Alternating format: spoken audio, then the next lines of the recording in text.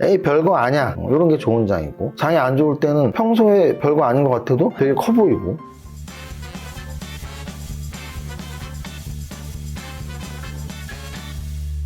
대표님 도레미파솔라라이시 왔어. 뭐 하세요? 드리브의 민족 이런 화면을 보고 있는데, 무슨 내용이냐면 지금 썸네일에 잔해인가 뭐 이렇게 했잖아요. 아마 최근 주식을 계속 열심히 하신 분들이라면 태조 이방원이라는 말을 요즘엔 잘 못했지만 한 2, 3주 전까지 한두 달 내내 들었을 거예요. 그래서 태양광, 조선주, 2차전지, 방산, 원자력 이렇게 5개 업종을 앞자를 따서 태조 이방원 관련 주식이라고 해서 사실은 대장주들이 굉장히 많이 움직였었죠. 근데 9월에 장이 우르르 무너지면서 태조 이방원도 사실 살아남은 애들이 거의 없습니다. 태양광도 무너졌고 조선주도 무너졌고 방산도 마지막까지 잘 갔지만 결국 무너졌고, 원자력, 2차전지가 그나마 좀 선방을 하고 있죠. 어제 오늘 그런 언론 제목이 있어요. 태조 이방원 다음은 잔해인가? 근데 제가 오늘 굳이 말씀을 드리는 이유는 태조 이방원도 처음에 그 단어를 봤을 땐 야, 참 어거지로 말 잘 만들어놨다 했는데, 실제로 이게 주식이라는 거는 그런 말 있잖아요. 가장 인기 있는 인기말을 뽑는, 경주마에서 야 저게 우승할 거야 라는 그 인기말을 뽑는 과정이거든요. 그러면 마찬가지로 정말로 기업 실적이 얼마나 좋은지 또는 그 기업의 미래 가치가 얼마나 큰지를 실제 계산할 수도 없을 뿐더러 계산하는 사람들보단 이런 업종이 좋아 뭐 이런 이미지가 굉장히 중요한데, 태조 이방원이 좋아하니까 거기에 끼었던 5업종들이 다른 업종보다 사실 더 과하게 그 당시에 이렇게 테마가 붙으면서 올라갔었죠. 그래서 이 단어도 이제 막 나왔지만 한번 소개를 드리는 거고요. 사실 새롭진 않아요. 왜냐하면 잔해인가를 하나씩 말씀드리면, 잔은 자율주행차의 자고요, 내는 네옴시티의 네, 그리고 인은 인공지능의 인, 그리고 가는 가상현실의 갑니다. 그래서 여기에서 사실 제가 성장주 투자하자는 그 논리와 비전을 아마도 우리나라 투자자 중에 가장 많이 말씀을 드리는 사람 중에 하나일 텐데요. 그래서 제가 좋아하는 업종들이에요. 근데 이제 그들 중에서 특히 저는 지금 말한 이 4가지 중에서는 당연히 네옴시티는 사실 성장주라고 보기에는 좀 건설 관련주들 포함이 되어 있고, 또 하나는 네옴시티도 건설 관련주만이 아니고 IT, 방금 말한 자율주행, 뭐 인공지능, 가상현실이 모두 포함된 게 또 네옴시티거든요. 그래서 어찌 보면은 다 성장주 라인이고요. 그래서 좀 더 눈이 갔습니다. 제가 원래 좋아했던 자율주행 또는 가상현실 또는 인공지능뿐 아니라 네옴시티는 그거의 집약체일 수도 있다는 거죠. 그래서 어찌 보면 이제 슬슬 좀 이런 쪽에 관심 가져야 되는 거 아니야? 그 이유는 너무나 많이 빠졌기 때문이에요. 너무나 많이 빠졌어요. 그래서 아까 오늘 장중시황에 썼지만 코스피 200 오늘 쭉 한 번씩 보니까 진짜 연중 최저점이 거의 절반 가깝더라고요. 그래서 야, 진짜 많이 빠졌구나. 연중 고점 대비 뭐 반토막 이상 난 종목들이 절반이 훨씬 넘더라고요. 그래서 그런 관점에서 본다면 오늘이 될지 내일이 될지 또는 한 달 후가 될지 모르지만 바닥이란 건 그렇게 멀리 있진 않다라는 생각을 계속 하면서 잔해인가를 보면서 그래 좀 기술주 위주의, 성장주 위주의 반등이 오면 어떨까?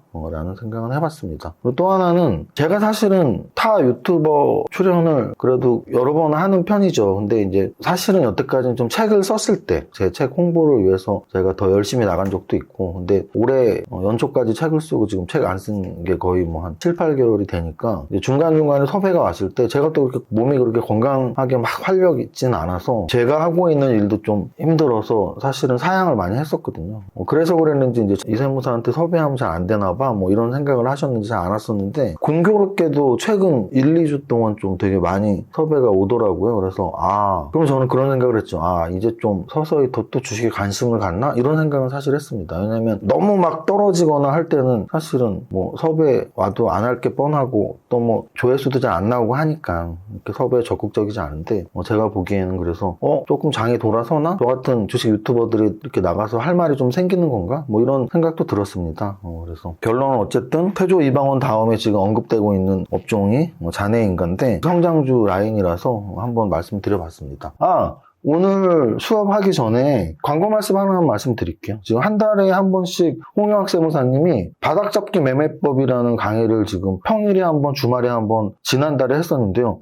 반응이 너무 좋네요. 저희가 좀 샘날 정도로 이번 달에도 굉장히 많은 분들이 특히 강의 들었던 분들이 한 번 더 해줘요 이런 요구들이 되게 많아서 또 진행을 하게 됐습니다. 홍영학 세무사님의 강의 제목은 홍세무사의 바닥잡기 매매법 소수정원 과외반. 근데 이게 뭐 주말에 하루 주중에 한 번 하는 거예요. 근데 지금 이게 커뮤니티에 올라가 있고요. 커뮤니티 찾지 못하는 분들을 위해서 오늘 마감 영상에 고정 댓글에 라이씨가 달아드릴 테니까 그 링크에 접수를 하시면 됩니다. 그럼 접수하시면 아마 연락이 가실 거예요. 뭐 어디로 어떻게 해라 이렇게. 자, 여기까지 광고 말씀드리고 오늘 장 어떻게 움직였는지 바로 찾아보겠습니다. 시작! 오늘 지수부터 간단히 말씀을 드리면요. 거래소, 코스닥 모두 다 제가 좋아하는 양선 마감을 했어요. 양선이라는 건 시초가보다 종가가 더 높게 올라갔다는 얘기죠.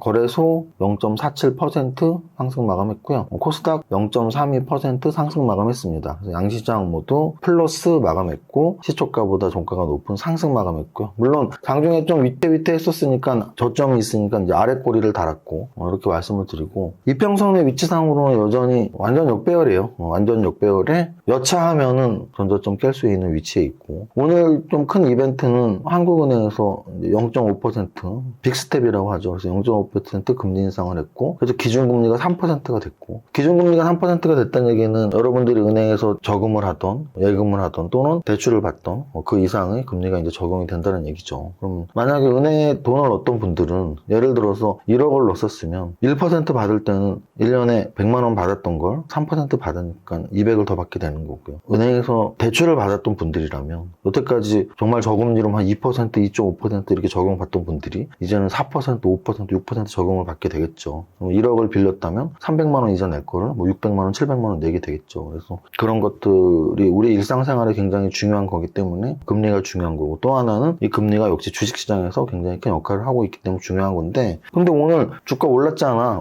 사실은 한국은행의 금리 인상에 제 경험상 주식시장은 크게 반응하지 않아요. 왜냐면 미국의 금리 인상이 선도적으로 항상 움직였고 선도적으로 움직이는 거에 대해서 우리 투자자들 또는 우리나라에 투자하고 있는 외국인들 또는 우리나라의 큰손들인 기관들은 민감하게 반응하지만 우리나라 자체의 금리 인상은 약간 후행적이기 때문에 크게 반응되지 않습니다. 또 하나 이번 주에 이벤트가 10월 13일이죠. 미국 시간으로. 그러니까 내일 밤이 되겠죠. 오늘이 12일 밤이니까 미국 시간으로. 그래서 CPI라 그러죠. 소비자 물가 지수, 프라이스 인덱스죠. 그래서 CPI. 제 기억에 지난달에 아마 CPI 발표했던 전날 올랐다가 미국 발표하고서 급락했던 기억이 나요. 그래서 그런 게 계속 있으니까 또 하나 뭐가 있죠? 이번 주 목요일은 옵션 만기일입니다. 선물 만기일은 아니죠. 왜냐면 선물 만기일은 3, 6, 9, 10인데 지금은 10월이죠. 그래서 선물 만기일은 아니지만 옵션 만기일, 한 달에 한 번 있는 옵션 만기일이 둘째 주 목요일이니까 옵션 만기일이 있는 주간 또 CPI 발표를 기다리고 있고 오늘은 한국은행 금리 인상을 한 그런 주간입니다. 좀 복잡한 주간이었죠. 그래서 그럼에도 불구하고 오늘 좀 플러스 양선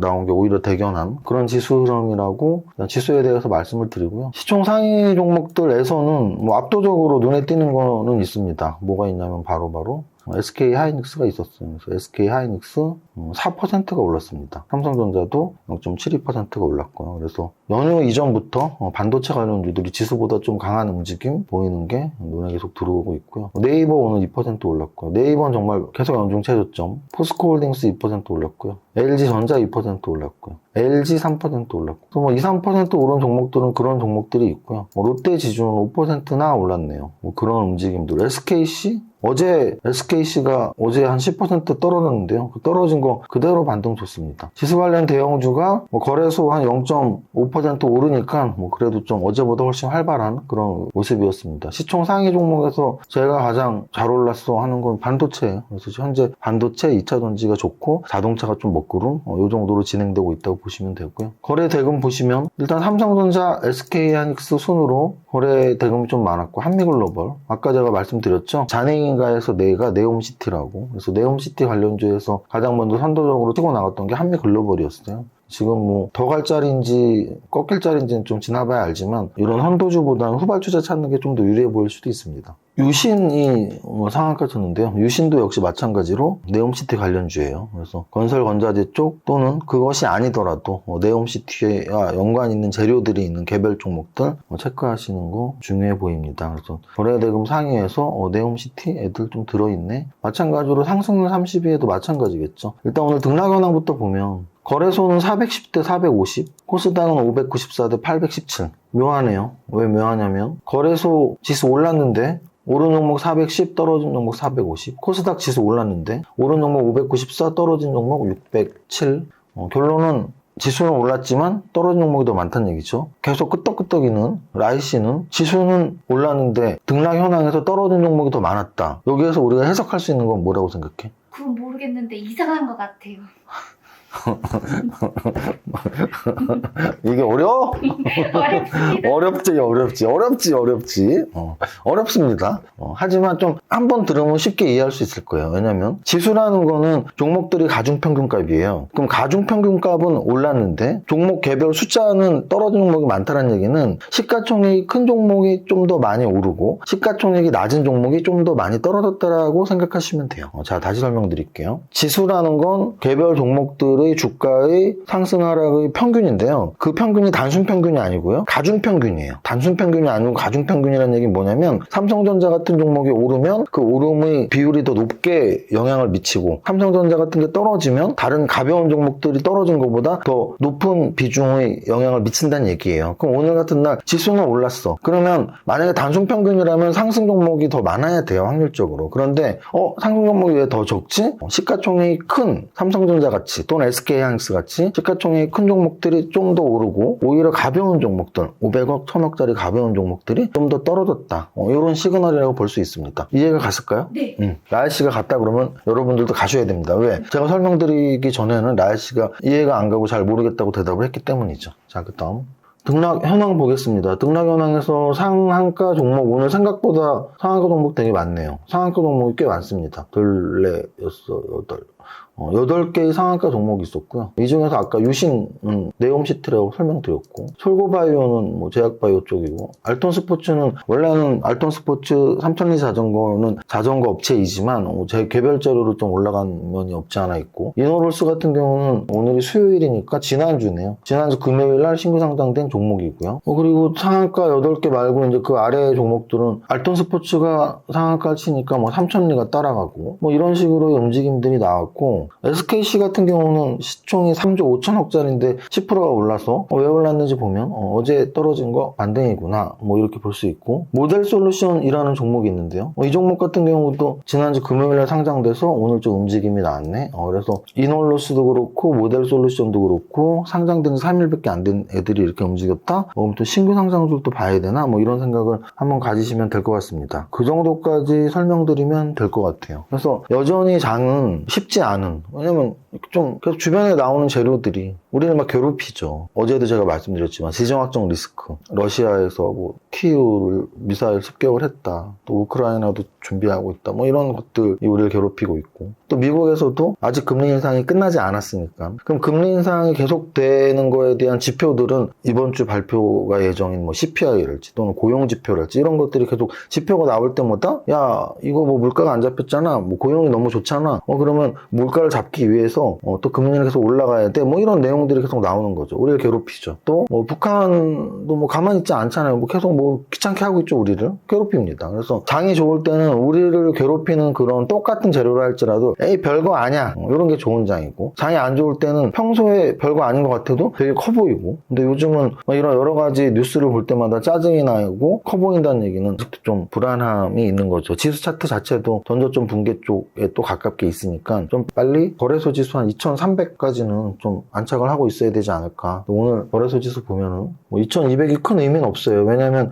어제 2500 깨고 내려갔는데 오늘 다시 2200 바로 회복을 했거든요. 2202포인트. 그래서 2200은 저는 큰 의미는 없다고 보고 그래서 2300까지가 올라가야지 그래도 좀 마음이 편해지는 지수대가 아닌가 이런 생각을 해봅니다. 자, 여기까지 하겠습니다. 뭐 부자의 노래 여러분들이 지수 맨날 떨어지고 종목도 빠지는데 부자 노래 부르면 효과 냈어 하겠지만 여러 연구 결과로 우리가 동기부여를 계속 하는 것이 그 동기부여를 받은 것에 대한 목표 달성에 대해서 굉장히 연관성이 높다고 해요. 저희 회사 건물에 엘리베이터에 이런 말이 있어요. 라이씨도 혹시 그 엘리베이터를 분명히 탔을 텐데 내가 또 말하면 모른다 그러면 관찰력이 좀 없는 걸 수도 있고 엘리베이터에 어떤 글귀가 있냐면요. 까먹었는데 목욕과 비교한 건데 목욕을 매일 해야 하는 이유와 같다. 까먹었어. 진짜 날씨 이거 나 무식해보니까 편집해. 자, 그래서 말이죠. 엘리베이터에서 기억이 날지 모르지만 지그 지글러라는 그 성인이 한 철학자가 한 명언이 적혀 있어요. 뭐라고 적혀 있냐면 동기부여는 뭐라고? 어떻게 하면 좋아? 야, 나 진짜 바본가 봐. 그래서 엘리베이터에 지그 지글러라는 분이 말한 명언이 적혀 있어요. 뭐라고 적혀 있냐면 사람들은 동기부여는 오래가지 않는다고 말한다. 그죠? 여러분들 작심삼일이라는 말이 괜히 있는 게 아니잖아요. 뭐 목표 결정하면 뭐 하루밖에 안 가는데. 그죠? 그럼 어떻게 해야 되겠어요? 매일 해야죠. 동기부여는 오래가지 않는다고 말한다. 그럼 어떻게 해요? 그래서 동기부여를 매일 해야 되는 것이다. 마치 뭐와 같아요? 목욕과 같다. 라고 그 명언은 써 있습니다. 왜? 우리가 목욕을 매일 해야 하는 이유가 뭐예요? 어차피 씻어봐야 또 더러워져. 하지만 매일 씻으면 매일 깨끗한 삶을 살 수 있는 거죠. 동기부여도 마찬가지입니다. 한 번 하고 어차피 안 지켜주니까 안 할 게가 아니고 매일 동기부여를 하면 그 목표를 달성할 수 있는 거죠. 그래서 제가 여러분들에게 그 동기부여를 위해서 백억종을 장이 떨어지나 오르나 여러분들이 기분이 나쁘나 매일 불러드리고 있는 겁니다. 자, 이제 아셨죠? 라이 씨도 알았지? 네. 엘리베이터에 가면서 확인해봐. 있나 없나. 사람들은 동기부여가 오래가지 않는다고 말한다. 그래서 매일 하라는 것이다. 마치 목욕처럼 말이다. 외우기 너무 힘들어. 여기까지. 자, 그래서 동기부여 차원에서 노래 첫 번째 줄 시작. 나는 10년 안에 100억 부자 될 거야. 동기부여 확실히 하셨죠? 이정윤 세무사의 장종시황은 밸런스 투자 아카데미 텔레그램을 통해 받으실 수 있습니다. 안녕하세요. 이정윤 세무사입니다. 11시 현재 거래소 마이너스 0.38%, 코스닥 마이너스 0.72%로 양시장 모두 음선 하락 중입니다. 오늘은 한국은행의 금리 인상이 있는 날이었는데 예상대로 0.5% 인상하면서 기준금리 3% 시대가 열렸네요. 시장은 오늘 하는 금리 인상 그리고 내일 있을 미국 CPI 발표를 앞두고 약보합 눈치 보기를 이어가고 있습니다. 심지어 코스닥은 9월 말 저점 붕괴 가능성까지 있는 수준으로 밀려있네요. 지수 차트상으로 참 불편한 시간이 계속되고 있는 2022년이네요. 거래소 시총상위에서는 삼성전자와 SK하이닉스가 지수 대비 강세를 보이는 것이 그나마 위안이 되네요. 삼성 바이오로직스와 네이버도 2%대 상승을 보이고 있습니다. 하지만 코스피 200의 절반 가까운 대형주들이 오늘도 연중 최저점을 갱신하고 하염없이 흘러내리고 있는데요. 넷마블, LG생활건강,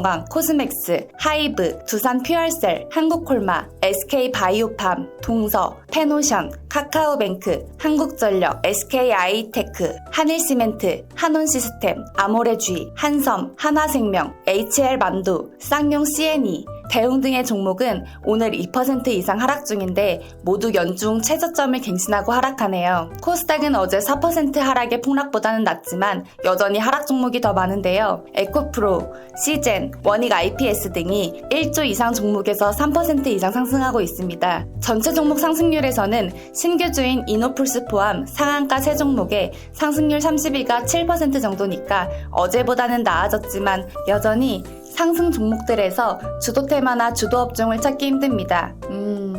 계속해서 오리무중 주식시장입니다. 여기까지 정리합니다. 오늘의 한 줄평. 주식 참 어렵다. 모두의 성공투자 파이팅!